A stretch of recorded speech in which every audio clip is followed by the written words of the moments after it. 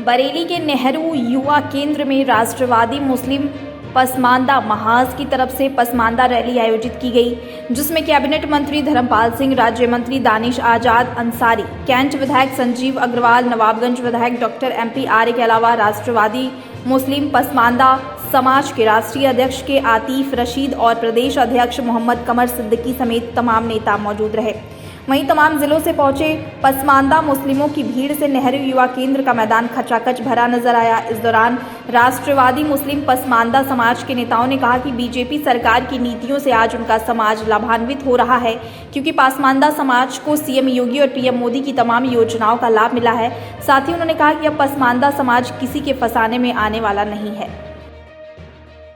हम लोगों ने आज माननीय प्रधानमंत्री जी को धन्यवाद रैली आयोजित की है। आप देख रहे हैं कि कितनी पसमानदा मुस्लिम एकत्रित होकर जो माननीय प्रधानमंत्री जी को धन्यवाद देना चाहते हैं, क्योंकि इनका विश्वास है कि भारतीय जनता पार्टी और माननीय प्रधानमंत्री नरेंद्र मोदी जी इनका उद्धार कर सकते हैं। अभी तक इन लोगों का शोषण ही हुआ है। कुछ राजनीतिक दल, कुछ राजनीतिक पार्टियों ने इनका शोषण ही किया है अपने बेनिफिट के लिए, अपनी राजनीतिक रोटियां सेकने के लिए।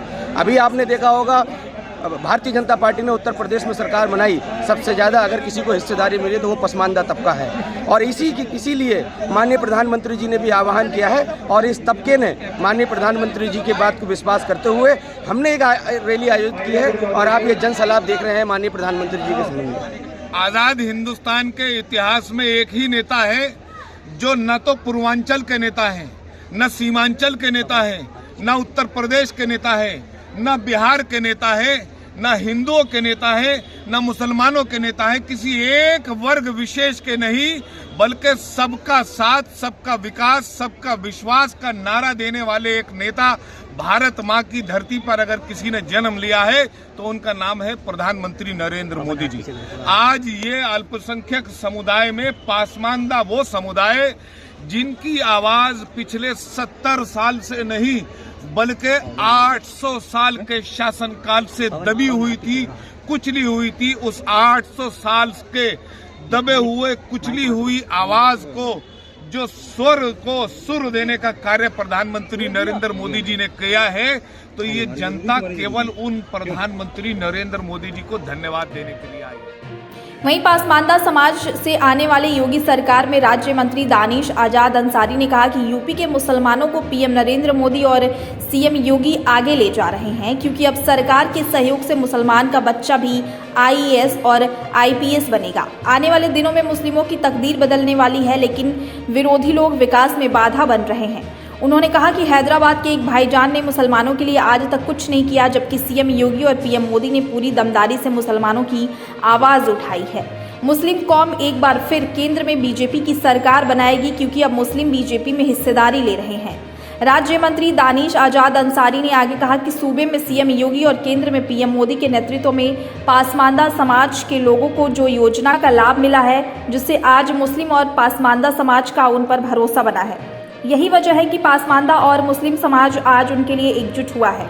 वहीं असदुद्दीन ओवैसी पर किए गए सवाल पर उन्होंने कहा कि ओवैसी, सपा और बसपा समेत कांग्रेस ने हमेशा मुस्लिम समाज को ठगने का काम किया है। वहीं कार्यक्रम में मुख्य अतिथि के तौर पर शिरकत करने पहुंचे कैबिनेट मंत्री धर्मपाल सिंह ने कहा कि योगी और मोदी सरकार के संकल्प सबका साथ, सबका विकास के सभी लोगों को लाभ मिला है, जिसमें सबसे अधिक पसमानदा समाज को लाभ मिला है। यही वजह है कि इस समाज ने CM योगी और PM मोदी पर अपना विश्वास जताया है।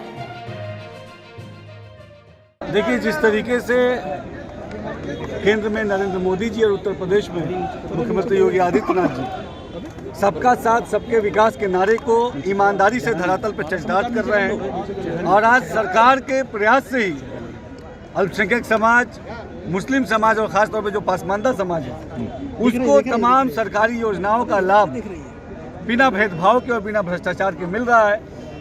एक विश्वास भारतीय जनता पार्टी के प्रति, नरेंद्र मोदी जी और योगी जी के प्रति आज मुस्लिम समाज का, पसमानदा समाज का बना है, और ये विश्वास आज आप इस बड़ी जो रैली हुई, जिसमें बड़ी संख्या में अलग अलग जिलों से मुस्लिम समाज के और पसमानदा समाज के हमारे भाई वो इकट्ठा हुए, और उन्होंने इकट्ठा होकर एक स्वर में कहा कि आज वाकई में सही मायनों में मुस्लिम तरक्की की तरफ आगे बढ़ रहा है, और ख़ासतौर पे नौजवानों की अच्छी शिक्षा की व्यवस्था केंद्र सरकार और योगी सरकार ने की है। और सबने एक मत में विश्वास से कहा कि ये वो सरकार है जिसकी मुसलमान समाज को ज़रूरत थी और आज मुसलमान समाज पूरे विश्वास के साथ नरेंद्र मोदी जी के साथ और योगी जी के साथ। ओवैसी कह रहे हैं कि ये उनका एक स्टंट है चुनाव में और वो मुसलमान जो है हमेशा धोखा देती है भारतीय जनता पार्टी। देखिए, हम लगातार मुस्लिम समाज के तरक्की के लिए काम कर रहे हैं और जिस नेता का आप नाम ले रहे हैं, ओवैसी जी हो गए, चाहे समाजवादी पार्टी हो गई, चाहे बसपा हो गई, उन्होंने हमेशा हम मुसलमानों को केवल ठगने का काम किया। जब वो सत्ता में आए, सरकार में आए, जब पावर में आए, उन्होंने मुस्लिम समाज के तरक्की के लिए और ख़ास तौर पे हमारे नौजवानों की अच्छी शिक्षा के लिए उन्होंने कोई कदम नहीं उठाया। जब मुस्लिम नौजवान उनसे पूछता है कि जब आप सत्ता में थे तो आपने हमारे भलाई के लिए क्या किया, तो उनके पास कोई जवाब नहीं रहता। आज योगी सरकार चाहे मदरसा शिक्षा की बेहतरी हो, चाहे हमारी बहनों को अच्छी व्यवस्था से जोड़ने का काम हो, चाहे अल्पसंख्यक बहुल क्षेत्रों में इंफ्रा डेवलपमेंट करने का काम हो, हर जगह पूरी ईमानदारी से काम करने का काम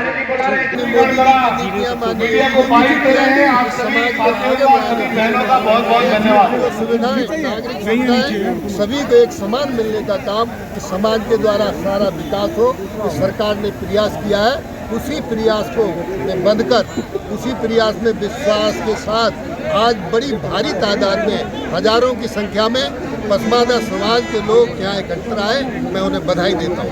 भारतीय जनता पार्टी सबका साथ, सबका विकास, सबका प्रयास, सबका विश्वास, मुसलमानों को टिकट पहले भी दिए हैं और आगे भी देने का काम किया जाएगा। मदरसों, अगर हम मदरसों की बात करें तो मदरसों को लेकर भ्रांतियाँ लगातार आ रही हैं, तो क्या स्टैंड है सरकार का और क्या मकसद है? बेहतर शिक्षा के लिए, बेहतर स्वास्थ्य के लिए, बेहतर शिक्षा के लिए मदरसा शिक्षा में बहुत परिवर्तन किया गया है। अब हम इनको NCERT की किताबें देने का काम कर रहे हैं। अब मात्र ये मौलवी ही नहीं, ये IAS और IPS और इंजीनियर और डॉक्टर बनेंगे गरीब मुसलमानों। गैर मान्यता प्राप्त जो निकले हैं और जो गैर मान्यता प्राप्त जो नहीं सिस्टम में आना चाह रहे, जित पे अड़े, इनके लिए क्या करेंगे? इसके लिए उच्च स्तरीय वार्ता करके फिर बातचीत की जाएगी। बच्चों के हक में जो अच्छा होगा वो किया जाएगा।